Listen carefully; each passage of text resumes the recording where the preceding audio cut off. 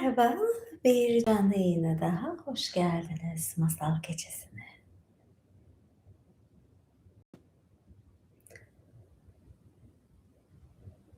Son günlerde Türkiye'de zaten herkes dışarıda. Uzun süren bir tatil var. Bu tatilde de herkes ya bir yerlere gitti ya da dışarılarda.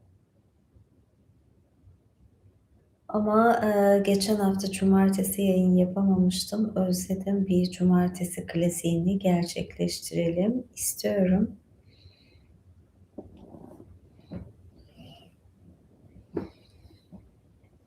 Gerçi sıcak geldi. Birazdan bu hırkayı çıkaracağım. Bugün ayrı güzelim. Teşekkür ederim. Neden acaba? Pazartesi benim doğum günüm. 17 yaşına giriyorum. Artı 30 sene koyabilirsiniz.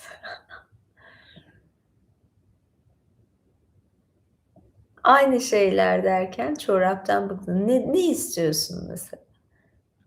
Yani. İyiyim, teşekkür ederim.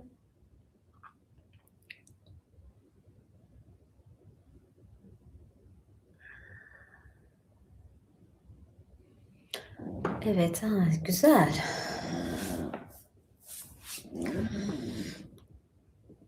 Evet, ikizlerim. Tam bir ikizlerim. Sıcak geldi. Fısıltıyla konuştuğum zaman duyabiliyor musunuz? Pembe yakışmıştı ama çıkardım.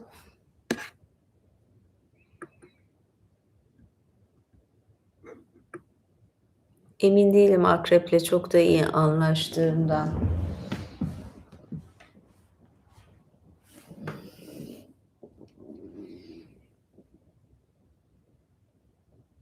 Çoraba, bugünlük böyle. Artık son çoraplar senenin. Yaza giriyoruz. Ondan sonra da çorap isteyenler olur yani.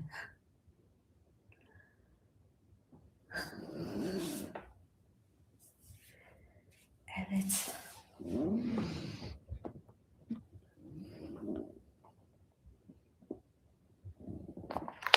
Bakın bakalım hangisi daha güzel uyuyor? Bu mu? Yoksa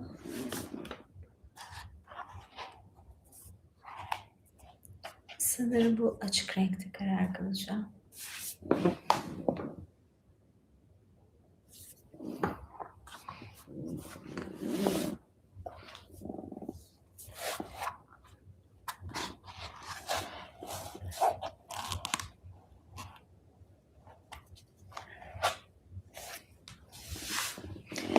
Teşekkür ederim. Kraliçeniz de sizi seviyor.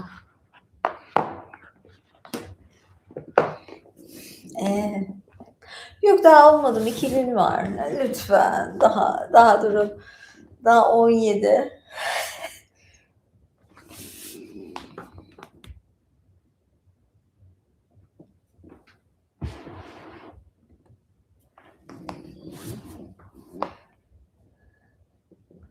Ne diyorduk? Bu hafta masaldan gidiyorum. Ders gibi değil de daha çok masallar olsun.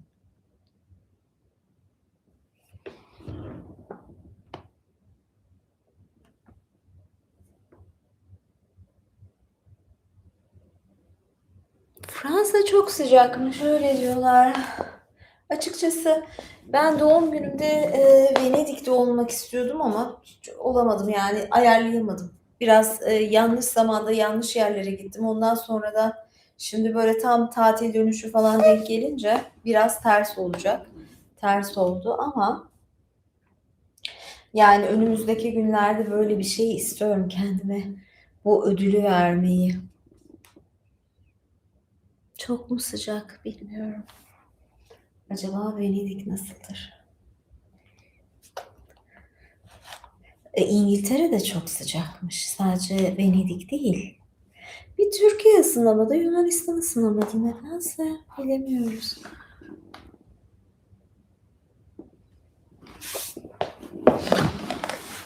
Bu arada bir tane şey ayarlayacağım, bir challenge ayarlayacağım. Her zaman çok uzakta. Yok ya. O zaman da sığamıyorum.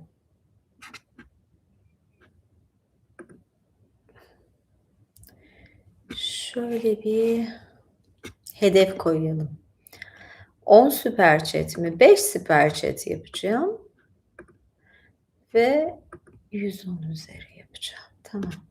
Bir tane süper chat hedefi koydum. Ve 3 soru cevaplama.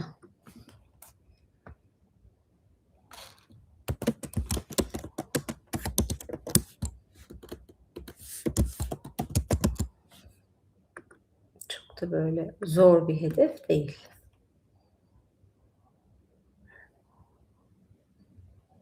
Kamera açısı çok kötü derken nasıl bir açı olsun?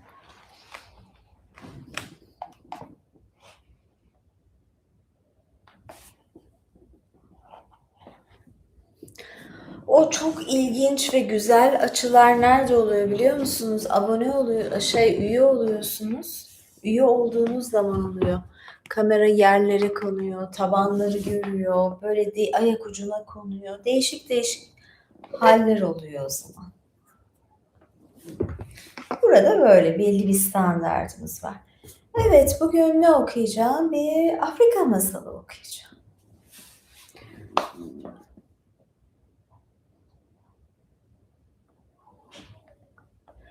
Evet. Ne var mesela? Ne okuyorum?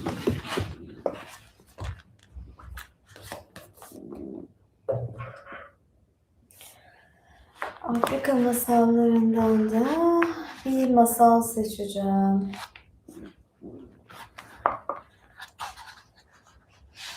Tavşan Prens. Tavşan Prens. Bunu okusam mı diye.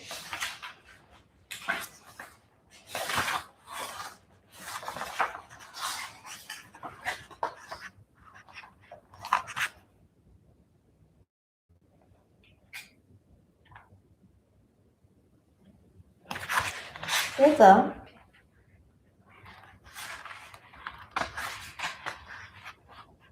okuyacağım masalın adı Işık Saçan Prenses.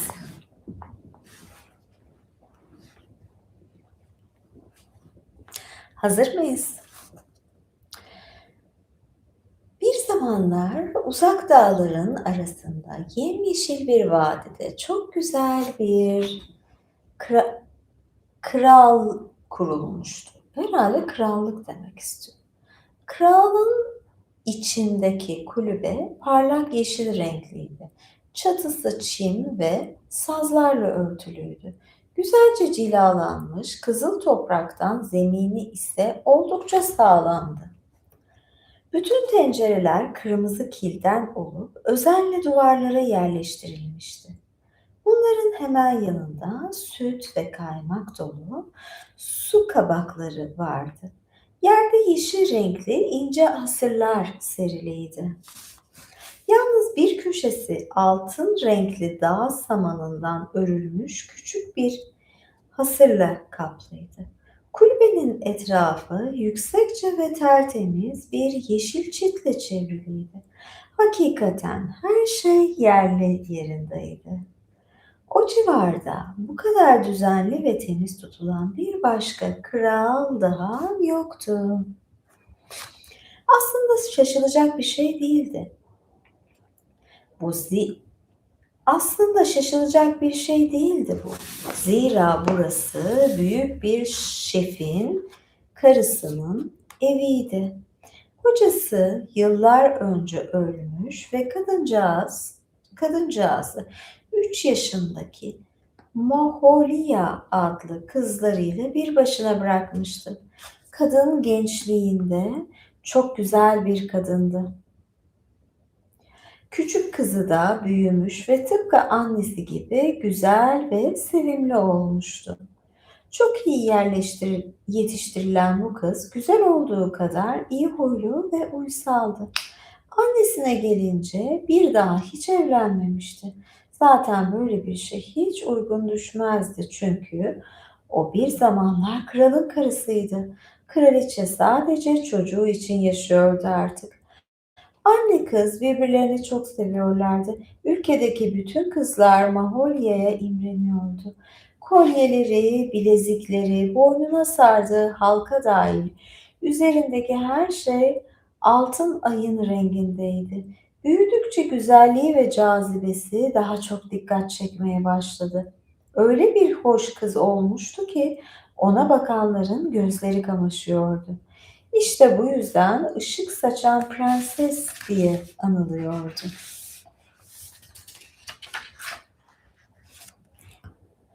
Zaman hızla geçiyordu. Artık yetişkinliğe erişen genç kıza nice soylular talip oluyordu.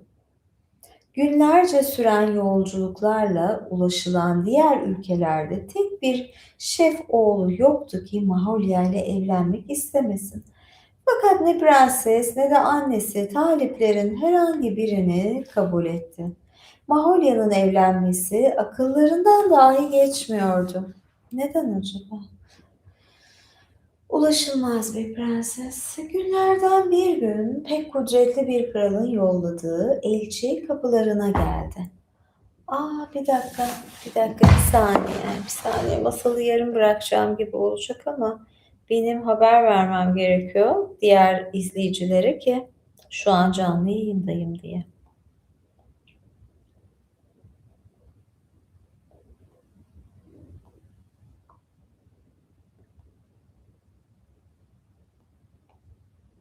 Evet.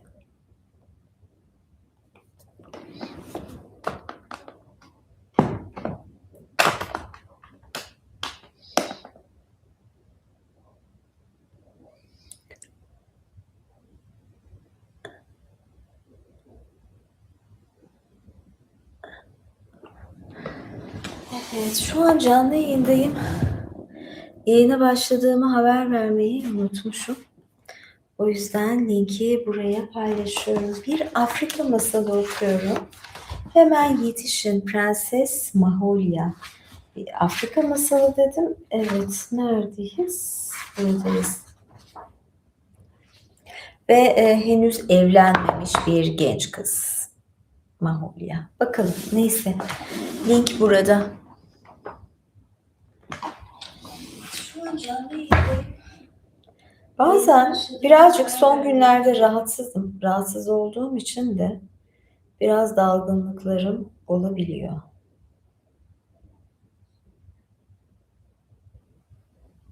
Evet.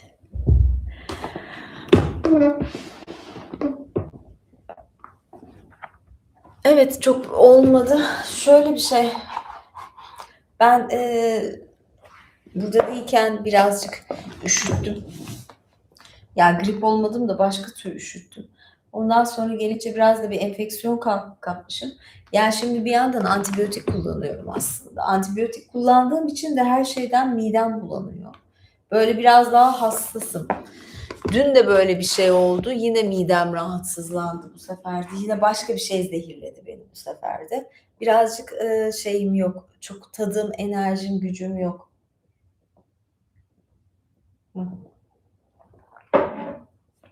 Artık nazar mı değiyor, ne oluyor? Üst. Yok, özel dönemim falan değil. Yok, öyle de değil. Yani soğuk suya dikkatsiz girdim falan filan böyle. Ondan sonra başka şeyler oldu birazcık. Evet. Mahalle ne diyorduk? Maholya'nın evlenmesi akıllarından dahi geçmiyordu. Günlerden bir gün pek kudretli bir kralın yolladığı bir elçi kapılarına geldi. Kral oğluyla evlendirmek için güzel bir kız arıyordu. Bu amaçla görevlendirdiği danışmanları uzak yakın nice diyarları gezmiş ve hükümdarların krallarına onlarca genç kız getirmişti. Gel gelelim kral bu kızların hiçbirini oğluna münasip bulmamıştı. Bu yüzden arayışın sürdürülmesini emrederek baş indunası ve yanına verdiği hizmetçileri görkemli bir törenle uzak diyarlara yollamıştı.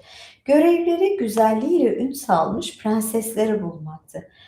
Aylarca süren yolculuğun ardından Induna ışık saçan prensesten söz edildiğini işitti.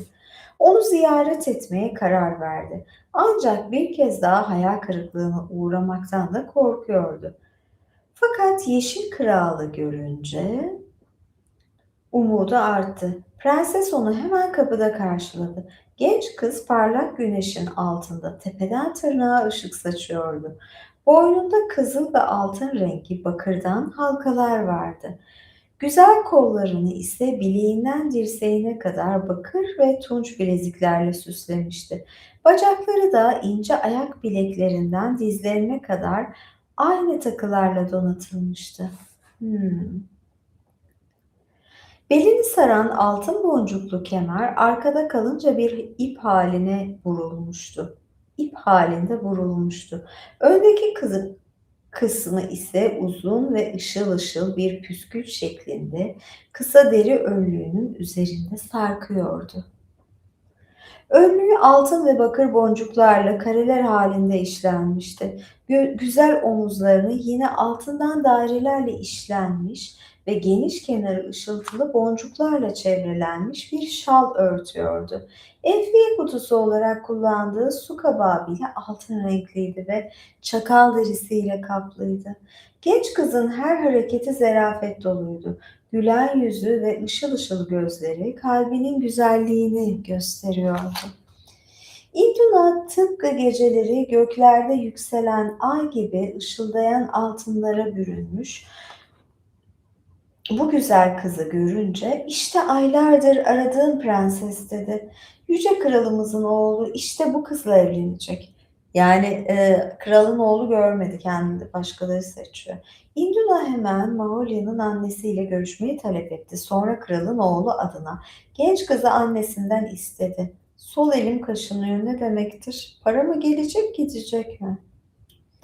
Günlerce meseleyi tartıştılar. Kraliçe biricik evladından ayrılmak istemiyordu. Fakat Induna, efendisinin kudreti ve zenginliğinden, damadın cesaret ve bilgeliğinden öyle bir dille söz etti ki nihayet kraliçe kızını vermeyi kabul etti. Bunun üzerine elçi kendi ülkesine geri dönüp büyük bir neşeyle kralın yanına gitti.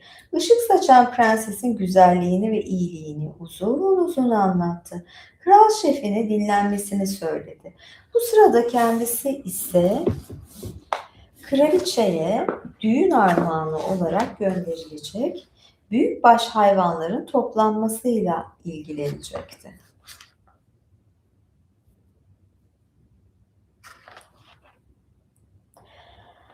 Tam 100 tane semiz hayvan seçildi. Sürünün başında ise bir peri öküz yürümekteydi.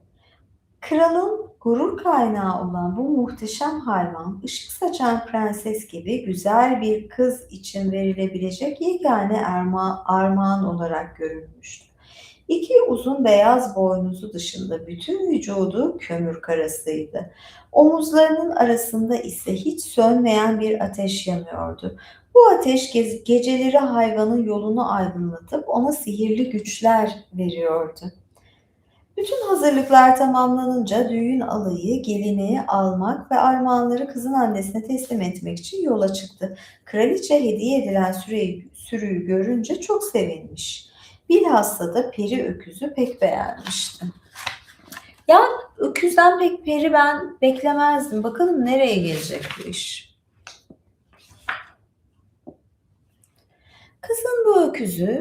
Kızım bu öküzü yanına al dedi kızına. Bu sana hediyemdir. Yolun uzun bu hayvana binebildiğin için minnettar olacaksın. Ardından kralın adamlarına döndü. Kızımı yalnız bırakmayın. Başına kötü bir şey gelmesinden çok korkuyorum. Eğer onu tek başına bırakacak olursanız hemen anlarım. Zira evdeyken oturduğu köşe un gibi ufalanıp yıkılacaktır. Düğün alayındakiler Maholi'yi özenle koruyacaklarına bir an bile gözlerini ondan ayırmayacaklarına söz verdiler.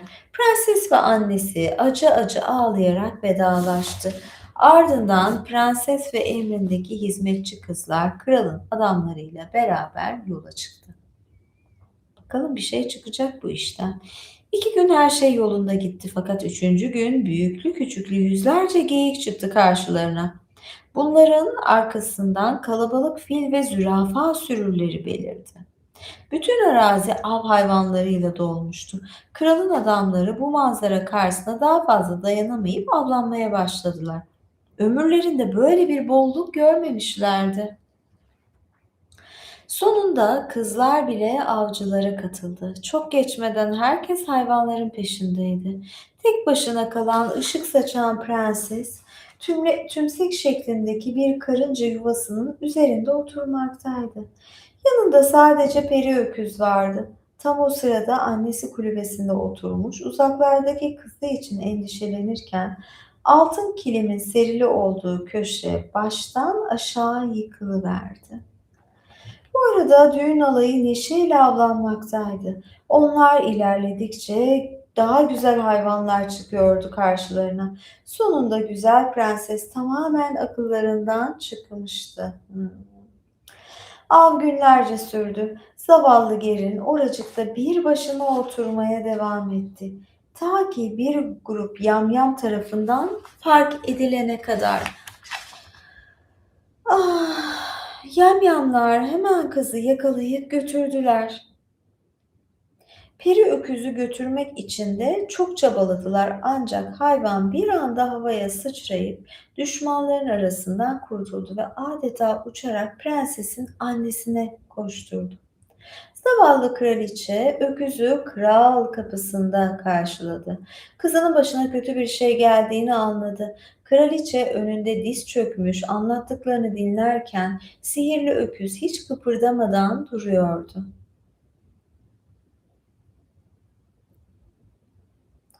Peki ama kızım şimdi nerede diye haykırdı kraliçe. Nereye götürdüler onu? Yani böyle güzelim bir kraliçe, prenses var ve onu yiyecekler mi? Yanlış bir seçim olur bence. Bütün bildiklerim bu kadar dedi öküz. Yamyamlar onu alıp götürdü. Ben de var gücümle sizin yanınıza koştum. Ama üzülmeyin, her şey yoluna girecek. Bu arada kral ile oğlu müstakbel gelinin gelmesini bekliyordu. Haftalar ve aylar geçtiği halde düğün alayı ortalıkta görünmeyince korkuya kapıldılar. Büyük bir felaket yaşanmış olduğunu düşünmeye başladılar. Sonra adamları birer birer görünmeye başladı. Onları büyük bir utançla olanları büyük bir utançla anlattılar. Prensesi yalnız bırakıp avlanmaya gittiler ve kızı unutmuşlardı. Geri döndüklerinde her yeri arasalardı onu bulamamışlardı. Bunu duyan kral hepsini idam ettirdi. Ardından bütün şeflerini toplayıp ona tavsiye vermelerini istedi. Sonunda şu kararı vardılar. Damat seçkin adamlarıyla birlikte bizzat yola çıkmalı ve gelini annesinin evinde aramalıydı. Kraliçe olanları büyük bir sevinçle karşıladı fakat kızından hiç haberleri olmadıklarını görünce tarifsiz bir acıya kapıldı. Sonra onlara peri öküzün nasıl geri döndüğünü ve kızının başına gelenleri anlattı. Hmm.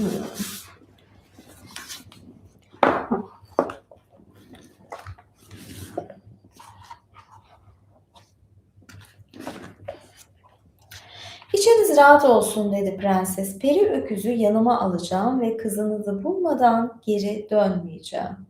Bu sözlerin ardından prens öküzü alıp yolculuğuna başladı.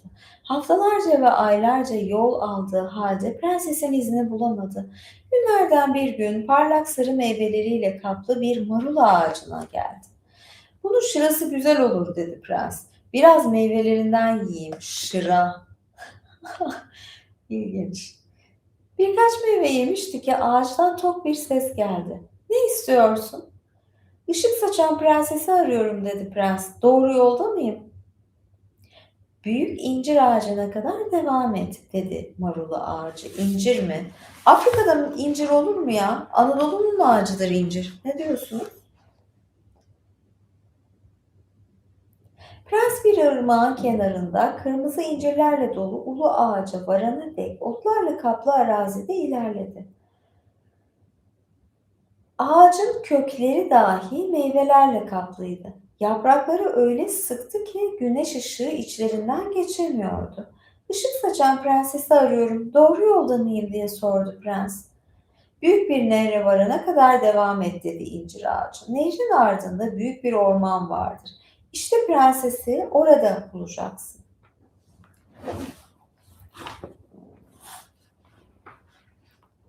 Prens neşeyle yola devam etti ve dere boyunca ilerledi. Ertesi gün derin bir ırmağın karşısında buldu kendini. Ne var ki son hızla akan nehrin genişliğini gören genç adamın karşıya geçebileceğine inancı yoktu. Benim sırtıma bin dedi peri öküz. Ben seni karşıya geçiririm. Prens hayvanın dediğini yaptı. Sihirli öküz suya dalıp karşı kıyıya yüzdü. Sonra rüzgar hızıyla koşarak kocaman bir ovayı aştı. Uzaklarda ormanı gördüler ve oraya doğru yol aldılar. Her saat orman daha da büyüyordu. Nihayet ormanın kenarına ulaştılar. Prens o güne kadar hiç bu denli uzun ve kalın gövdeli ağaçlar görmemişti. Genç adam ne kadar etrafına bakınsa da bir patika bulamadı. Ağaçlar başının üzerinde birleştiğinden içeri ancak loş bir ışık sızıyordu. Her yanda uzun, eğrelti otları bitmişti. Prens arada sırada kenarları baldırı kara otlarıyla kaplı küçük çayların yanından geçiyordu. Ağaçsız bir alan bulma ümidiyle işte böylece hiç güneş görmeden saatlerce dolaştı. Nihayet biraz uzakta güneş altında parıldayan bir gölet gördü. Ağaçların arasından sızan titrek ışığın rehberliğinde suya doğru ilerledi. Yaklaştığında göletin kamışlarla çevrili olduğunu gördü. Tam ortada uzunca bir kamış titriyordu. Suyun ışıltısı giderek büyüyor ve altın rengi alıyordu. Sonunda sık çalılıkların hepsini aşan prens bunun bir gölet olmadığını anladı. Işık saçan prenses uzun çimlerin oluşturduğu bir dairenin ortasında oturmaktaydı. Yani o kadar çok tasvirler var ki masal mı, roman mı anlamadım. Prens genç kızı neşeyle selamladı. Böylesi bir güzellikle karşılaşmayı hiç beklemiyordu. Mahalya'ya gelince gelen delikanlının nişanlısı olduğunu hemen anlamıştı. Zira başka hiç kimse böyle yetenekli ve cesur olamazdı. Üstelik peri öküz de oradaydı. Hayvanın iki omzu arasındaki ışık coşkuyla yanıyordu. Eğrelti otlarının arasında saatlerce oturup başlarından geçenleri birbirlerine anlattılar. Kızın anlattığına göre yamyamlar Maholya'yı büyük ormanın kenarına götürmüştü. Zira o tarafta yer alan kralların ülkesine doğru gidiyorlardı. Karanlık bir gecede genç kız ellerinden kaçmayı başarmıştı. İşte o günden beri büyük çalının ortasında saklanarak hayatta kalmıştı. Prenses yaşadıklarını anlattıktan sonra kendi macerasını anlatma sırası prense geldi. Ardından genç kıza çok güzel olduğunu, onun için her tehlikeye atılmaya değeceğini söyledi. Bu sözler prensesin tekrar işitmek istediği şeylerdi. Doğrusu prenses bir anda annesini hatırlayıp benim için nasıl da üzülmüştür diye düşünmeseydi ormandan ayrılmak akıllarına gelmeyecekti. Bir olay olmadı ki ama burada. Peki ama seni eve nasıl götüreceğim diye sordu prens. Seni saklamam imkansız. Öte yandan seni yanımda görenler kıskançlığa kapılıp elimden almaya kalkışacaklar. Ben size yardım edebilirim dedi sihirli öküz. Burnunu şefkatle genç kızı sürterek prensesi çirkin ihtiyar bir adama dönüştüreceğim. Böylece onu kimse tanımayacak. Sonra rüzgar gibi uçup ayrılacağız buradan. Prenses bir anda ufak tefek ihtiyar bir adama dönüştü. Prens ile birlikte peri öküzün sırtına binip 7 gün boyunca ormanın, nehrin ve dağların üzerinden geçtiler. Ta ki prensesin annesinin yaşadığı evin kapısına varana dek. Nihayet tehlikeden kurtulmuşlardı. Işık saçan prenses ve cesur prens evlenip kendi krallıklarında yaşamaya başladılar. Yıllarca huzur ve mutluluk içinde hüküm sürdüler. Bir öküze gelince ömrünün sonuna dek onların sadık hizmetkarı ve akıl hocası olarak yaşadı. Rutin bir masaldı. Böyle ağır, uykumu getirecekti neredeyse. Gerçi güzelse de bir uykudan önce masalı olur bu masal. Yani bana göre geçen masal Türk masalıydı değil mi? Çok daha güzel, çok daha hareketliydi. Bu böyle biraz durağandı yani. Yamyamlar falan bir olay olsaydı bari. Öyle değil mi?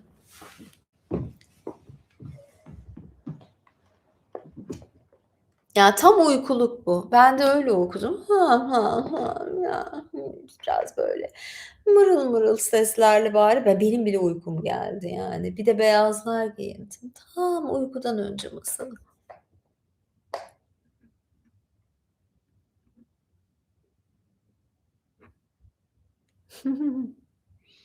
Yani.